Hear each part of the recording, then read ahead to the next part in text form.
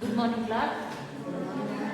Earlier we have discussed about the topic debenture issue can be at par, at discount or at premium. So earlier we have completed two topics, discount numerical question and at par numerical question. Today we will discuss about the premium question. ठीक है, चलिए देखिए. Premium page number 81. Debenture issue at premium. A debenture is said to be issued at a premium when the price charged is more than its nominal value. For example, the issue of ₹100 debenture for ₹110. ₹10 is being the premium. The amount of premium is credited to security premium account and is shown on the liability side of the balance sheet under the head reserve and surplus. Question: XYZ Industry Limited issued 10% debentures of ₹100 each at a premium of ₹10 per debenture payable as follows. Application 50, allotment 60. The debentures were fully subscribed and all money was duly received. Record the general entry in the books of company. Show how the amount will appear in the balance sheet. Question working note बनाओ. देखिए अब question में कहा कि सबसे पहले XYZ ने debenture issue किए. कितने डिबेंचर इशू किए? 2000. कितने का एक है? 100 ईच. कितना अमाउंट रिसीव होना चाहिए? 2 लाख. प्रीमियम कितना चार्ज कर रही है कंपनी? 10%. तो 2000 हमारे डिबेंचर है, 100 प्लस 10 रुपीज का प्रीमियम कितने का हो गया? 2,10,000. तो 10,000 की जो अमाउंट है वो इसमें क्या होगी? हमारी प्रीमियम अमाउंट. ठीक है. इसके बाद एप्लीकेशन.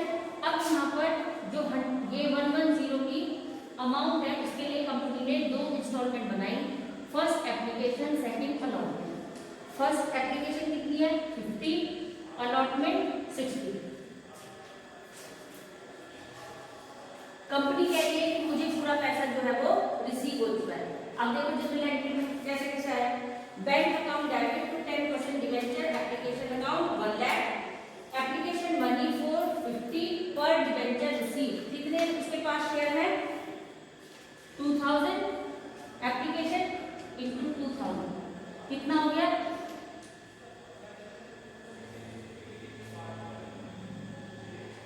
अब यहाँ पे कितना है? 2000 इसके डिबेंचर है. कितना हो गया? 1,20,000. कैसे करना इसका वर्किंग नोट कैसे बनाएंगे? बनाओ जरा. देखो बैंक अकाउंट डेबिट, एप्लीकेशन कितनी रिसीव होनी है? 1 लाख बैंक में डिपॉजिट हुए. 10% debenture, application account 1 lakh same है क्योंकि प्रीमियम किसमें है? अलॉटमेंट में. इसके बाद debenture allotment account debit 1,20,000 allotment में मिल रहा है जिसमें से बैंक अकाउंट डेबिट क्या है? 10% का 1 लाख हमारा डिबेंचर अमाउंट है और 20,000 हमारा क्या है? Security premium. इसके बाद है बैंक में हमने क्या किया? सेम अमाउंट को ट्रांसफर कर दिया. जनरल एंट्री क्लियर होगी. अब हमें बैलेंस शीट प्रिपेयर करनी है. Balance sheet as at equity and liabilities, reserve and surplus. तो पीछे भी बताया था नोट्स में कि जब हमारे पास प्रीमियम होगा तो हम उसके लिए क्या अकाउंट ओपन करेंगे? Reserve and surplus. तो प्रीमियम की अकाउंट जो अमाउंट है वो कहाँ ट्रांसफर हो जाएगी? रिजर्व और सरप्लस में. जो 20,000 का रिजर्व है इसको हमने क्या कर दिया? ट्रांसफर रिजर्व और सरप्लस में. लॉन्ग टर्म बोरोइंग कितनी है? 2 लाख रुपीज. वो आपकी बोरोइंग है और 2,20,000 रुपये हमारा क्या है? प्रीमियम. कितना होगा टोटल? 2,20,000. एसेट कितनी अरेंज हुई? 2,20,000. Security premium 20,000. 2 लाख का बोरोइंग है. Cash and cash equivalent 2,20,000. अब देखो यहाँ पे प्रीमियम का क्या मतलब है कि यहाँ डिबेंचर का मतलब है लोन. कि कंपनी क्या ले रही है? लोन. किससे? पब्लिक से. पहले कंपनी इन्वेस्टमेंट कर रही थी, अब कंपनी लोगों से क्या ले रही है? लोन. इसके लिए कंपनी ने कहा कि एक फिक्स % जो रेट होगा इंटरेस्ट का वो एज ए डिविडेंड मैं प्रोवाइड करती रहूंगी जब तक लायबिलिटी हमारे ऊपर ड्यू है. इसके बाद कंपनी ने यहाँ पर प्रीमियम के लिए कहा. तो प्रीमियम का मतलब है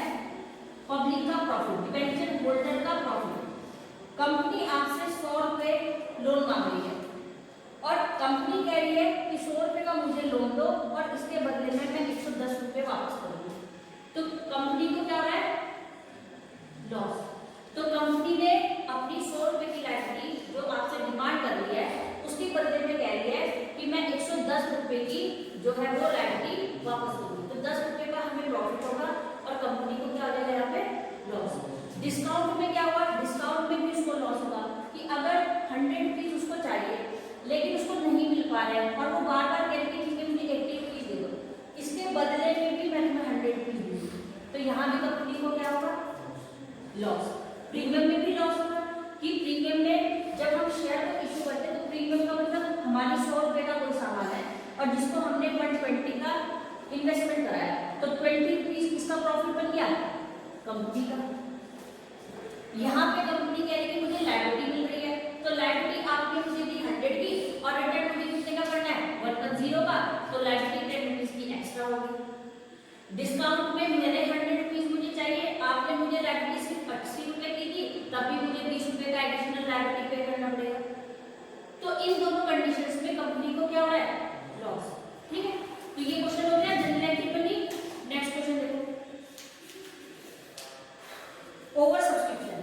अब बोलो over subscription when the number of debentures applied for is more than the number of debentures offered to the public, the issue is said to be oversubscribed. A company, however, cannot allot more debentures than it has provided for subscription. The excess money received on oversubscription may, however, retained for adjustment towards allotment and the respective calls to be made, but the money received from applicants to whom no debentures have been allotted will be refunded to them. तो यहाँ पे क्या देखिए over subscription में अगर debentures over होंगे तो हम एक्सेस एप्लीकेशन को क्या नहीं कर सकते एक्सेप्ट नहीं कर सकते। ठीक है, क्वेश्चन है X limited issue 10,000 12% debenture ₹100 each, payable 40 on application, 60 on allotment. The public applied for 14,000 debentures. Application for 9,000 debentures were accepted in full. Application 2,000 debentures were allotted. 1,000 debentures and the remaining applicants were rejected. All money was received. Passed the journal entry. Working note बनाओ जरा सब, बनाओ जल्दी working note.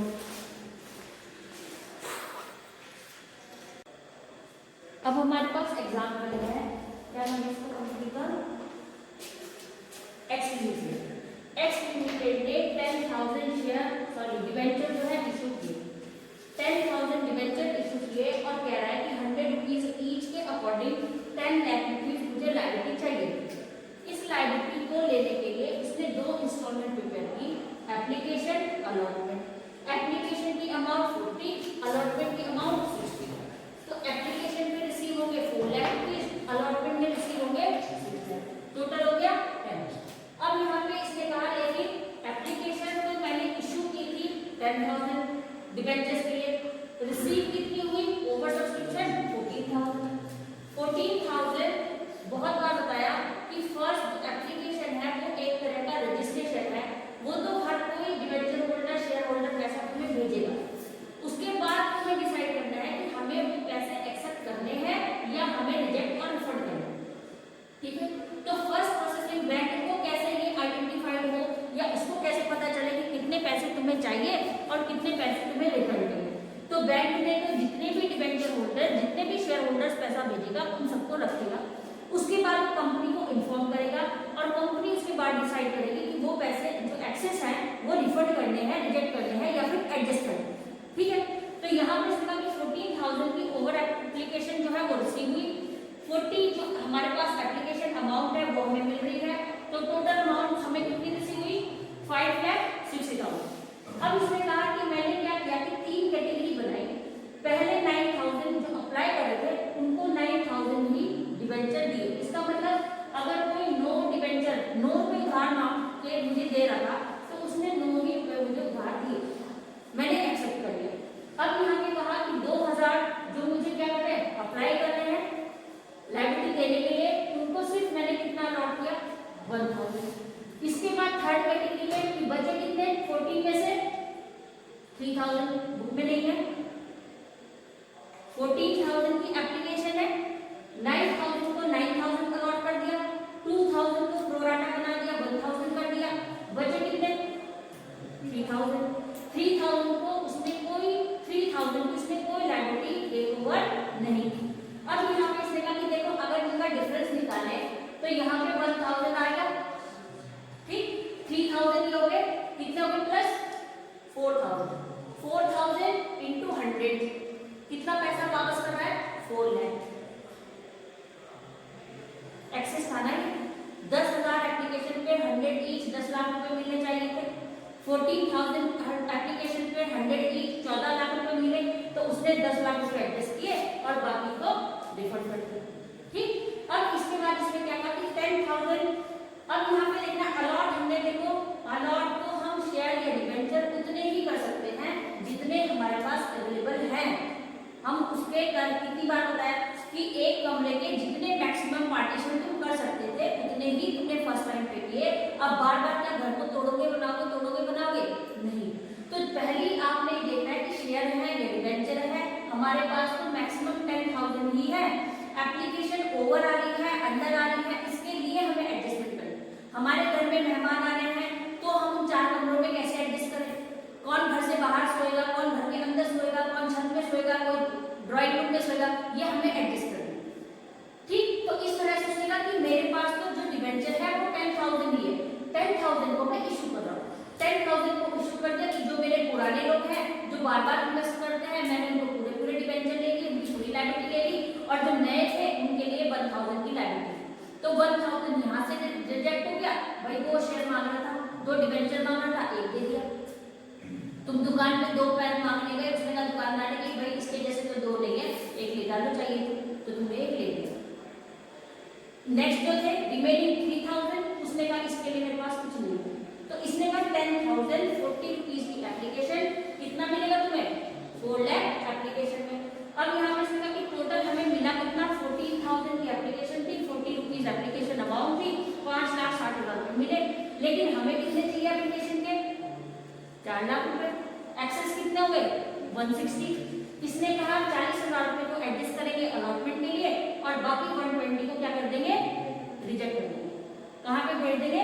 Bank में वापस। अब generator देखो, bank account debit 5,60,000 to 12% debenture application account, 12% debenture application account debit 560, 12% debenture 4 lakh, debenture allotment 40,000, bank account 120, debenture application money transfer to debenture account, excess application money credited to debenture allotment account and money refunded on rejected application. कि कुछ पैसे हमने adjust कर लिए और बाकी पैसे को हमने रिजेक्ट कर दिया और पैसा भी रिफंड कर दिया। क्लियर हो गया? Debenture allotment account debit 6 lakh, bank account debit 5,60,000। क्यों आया? 6 लाख रुपए हमें कहाँ चाहिए? अलॉटमेंट में, लेकिन 40,000 रुपए हमने ऑलरेडी डिडक्ट कर लिए थे एक्सेस अमाउंट में से, तो कितना हुआ रिमेन? 5,60,000, वो हमारा एडजस्ट हो गया। समझ आया? फिर बताना किसी को? सिया, कुसुम, क्लियर है? कुसुम, फिर बताओ, टेंशन क्यों है? बताना है फिर से, मुझे कोई दिक्कत नहीं। अनिकेत, सिद्धि समझ आ गया? चलिए आगे चलते हैं। नेक्स्ट हेडिंग है issue of debentures for consideration other than cash. लिखे नोट में निकाल लो।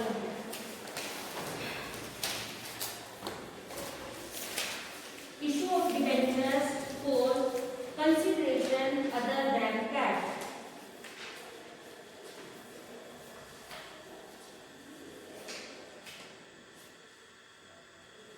Consideration other than cash. It's not necessary to issue.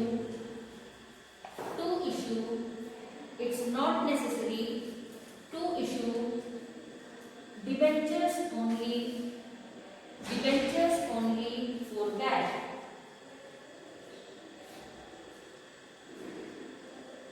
Debentures can be issued for consideration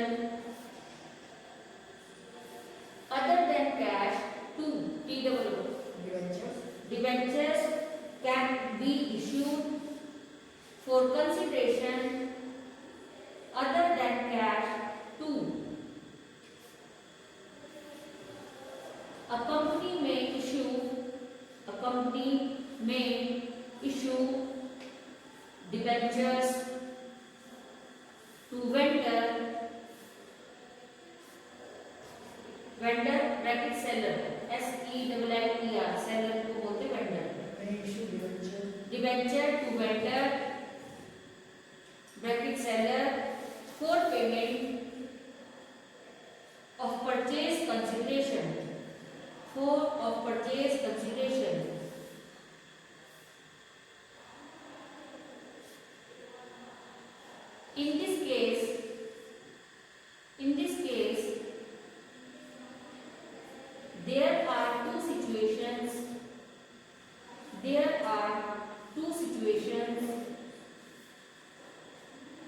First, issue of debentures for purchase of assets. Issue of debentures for purchase of assets. Second, issue of debentures for purchase of business. Purchase of business. Issue of debenture. Issue of debentures, purchase of asset. Second, purchase of business. Next heading है issue of debentures for purchase of assets. Purchase of assets.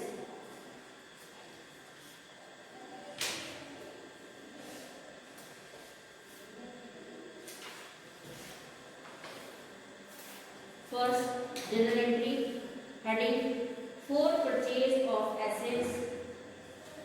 For purchase of assets.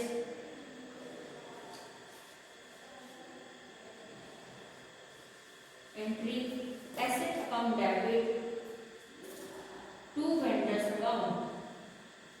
Asset account debit to vendors account. Narration being assets. Being assets purchased from vendor. Being assets purchased from vendor. Second heading for issue of debentures to vendor. Next heading for issue of debentures to vendor. First heading at par. At par. Vendors account debit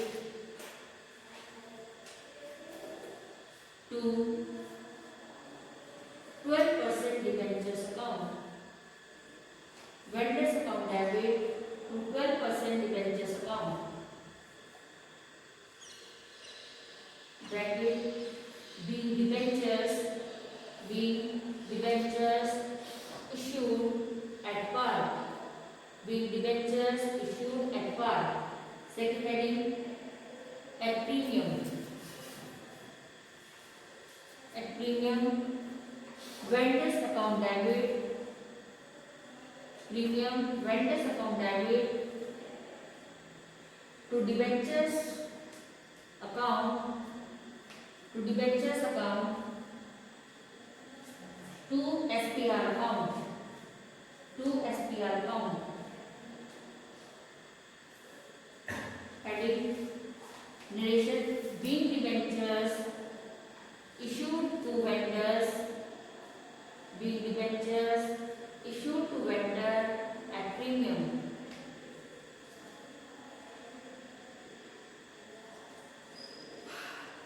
Next heading at discount. At discount, vendors account debit. Discount on issue of debenture account debit. Discount on issue of debentures account debit to debentures account. To debentures account. Narration being debentures issued to vendor at discount. Being debentures issued to vendor at discount.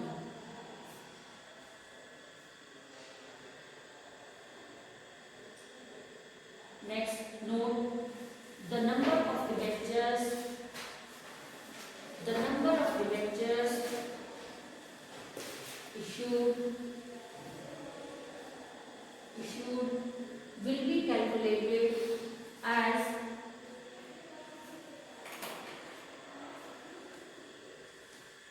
next line number of debentures to be issued is equals to purchase consideration upon issue price per debenture.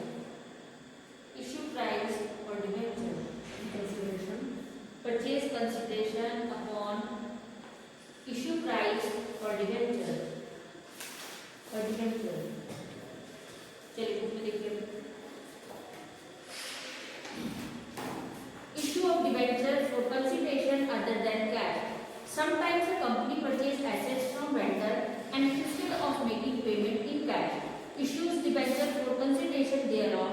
Such issue of debentures is called debentures issued for consideration other than cash. In that case also the debentures may be issued at par, at premium or at discount. That entries made in such a situation are similar to those of the shares issued for consideration other than cash, which are as follows.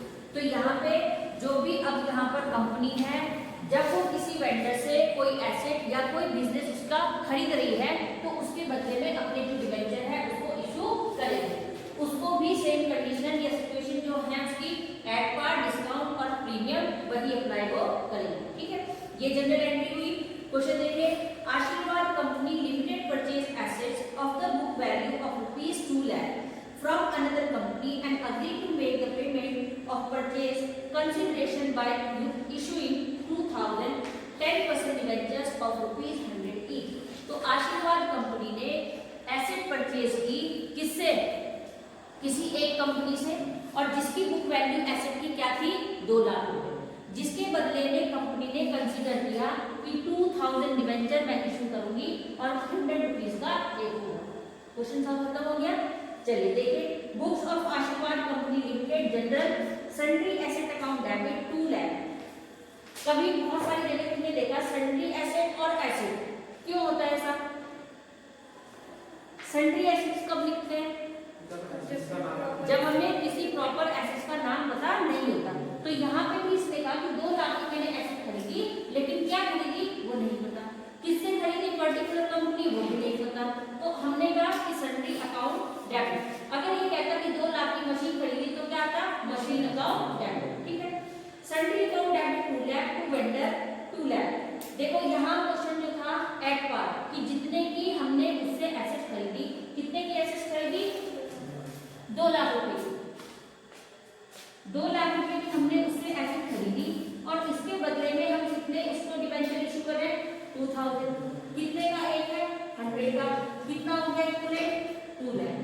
तो इसका मतलब जितने का debenture था उतने का ही हमने उसको इशू किया। तो क्या बन गया ये? At par. ठीक है, 2 लाख रुपए की पेमेंट के लिए 2000 डिबेंचर उसने इशू किए। तो general entry sundry account debit 2 lakh to vendor 2 lakh. Asset purchase from vendor. Second entry, vendor account debit to 10% debentures account. Allotment of debenture to vendor as purchase consideration. Clear हो गया question? Next question देखो। Roy company purchased asset of the book value of ₹2,20,000 from another company and agreed to make the payment of purchase